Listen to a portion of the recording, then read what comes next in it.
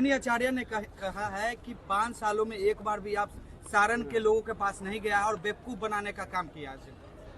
अब बच्चों को जिनको आदत नहीं है धूप में और इतना घूमने का, तो चिड़चिड़ाहट तो हो ही ना जाएगा।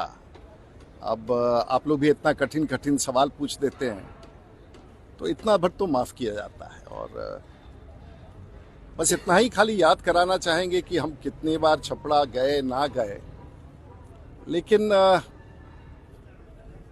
96 में भी हम जीते, 99 में भी जीते, राज्यसभा भी गए, लालू जी से भी चुनाव लड़े, चंद्रिका जी से भी चुनाव जीत गए, राबड़ी जी से भी चुनाव जीत गए, 2014 भी जीत गए, 2019 भी जीत गए। तो छपरा की जनता तो बहुत महान है, बिना मेरे आए जाए ही हमको जिता दे रही है, ऐसा ही उनका समझ है। तो इस पर तो कोई टिप्पणी किया नहीं जा सकता है। लेकिन उस स्टेज पर लालू यादव भी थे, उन्होंने बहुत गंभीर आरोप आप पे लगाए, आपने चीनी मिल नहीं लगाया वहां, आपने कुछ। चलिए देखिए अब क्या हो गया है उनके पार्टी में कि राष्ट्रीय जनता दल के कार्यकर्ता अब परेशानी समझने का कोशिश कीजिए। एक समय लालू जी यहाँ के सबसे बड़े नेता थे, आज भी उस दल के नेता हैं।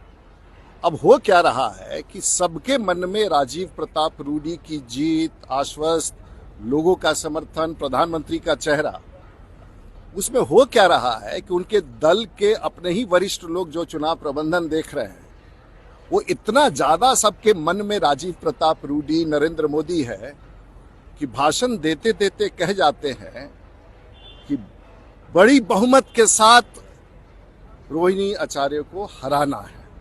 अब जिस पार्टी और कार्यकर्ताओं में इस प्रकार की स्थिति उत्पन्न हो जाए तो वहां के सभी नेताओं की मानसिक स्थिति का आप सब लोगों को तो अंदाजा मिल ही गया होगा। हमारा काम है कि हम अपना, अच्छा देखिए टेम्परेचर भी बहुत हाई है। अब इस 42-43 में छोटे से बच्चे को अब आप धूप में जबरदस्ती टिकट दे करके, अब वो भी अच्छे जगह से ला करके, विदेश में कई लोग रहता था। अब छपरा की गर्मी, बिहार की गर्मी, राजनीतिक गर्मी, तापमान बढ़ा हुआ हो, उसमें आप लोगों का पत्रकार बहुत आप लोग तंग कर रहे हैं ऐसा कठिन कठिन सवाल करके। तो हमको लगता है कि थोड़ा आप लोग को भी समझना चाहिए कि कौन क्षेत्र में कब घूमा। अब जो कोई घूमा, हम लोग तो रहे ही रहे, गांव ही में रहते हैं, एड्रेस पूछा जा रहा है आजकल। तो भाई मेरा एड्रेस बड़ा सिंपल है, हम कहीं नहीं रहते हैं और 5 साल में हम वही रहते हैं। मेरा गांव का नाम अमनौर है, पंचायत का नाम अमनौर हरनारायण है, अनुमंडल मरहोड़ा है और जिला सारण है। और इस पता के बारे में लोग जानते हैं कि नहीं जो हम पर पूछ रहे हैं।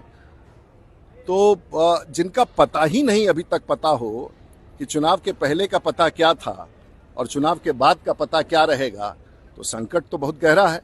इसलिए कोई भी अगर इस तरह का टिप्पणी करता है तो वो कई बार पारिवारिक परिवेश में भी सब चर्चा होता है। और हम लोग के बच्चे इस प्रकार का लैंग्वेज, कम से कम अपने परिवार के बच्चों को तो मैंने ऐसा परवरिश जरूर दिया है, इस प्रकार का लैंग्वेज का उपयोग नहीं कर। लेकिन ये चलता है, बच्चे कुछ भी बोले, माँ बाप की जिम्मेवारी है उनको संभाल के लेके चलने की। लालू जी और राबड़ी जी दोनों जो है चुनावी मैदान में उतर चुकी है, सारण गई है रोहिणी आचार्य को लेकर। भाई उन लोग तो 40 सीट पर चुनाव लड़ रहा है, तो ऐसा क्या हो गया है कि छपड़ा में एकदम जान प्राण दे के लगे हुए हैं? माने सीट गड़बड़ा गया उन लोगों का क्या?